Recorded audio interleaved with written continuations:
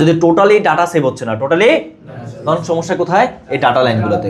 কিন্তু বুঝছেন, এই ডাটা লাইনে যদি সমস্যা হয় সেক্ষেত্রে আমরা কি সমস্যা হবে? এসডি কার্ড চলবে না।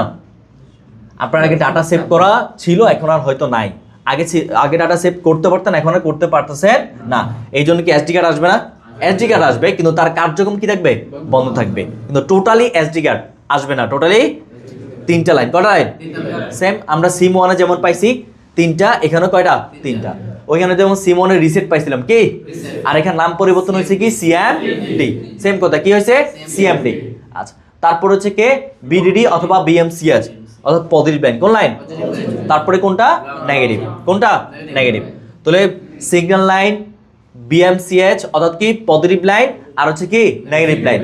এই তিনোটা কোনো একটা সমস্যা হইতে পারবে না। যদি সমস্যা হয় আমাদের কি আসবে না? আমাদের এসডি কার্ড, মেমোরি কার্ড আসবে না। সব বুঝছেন কিনা?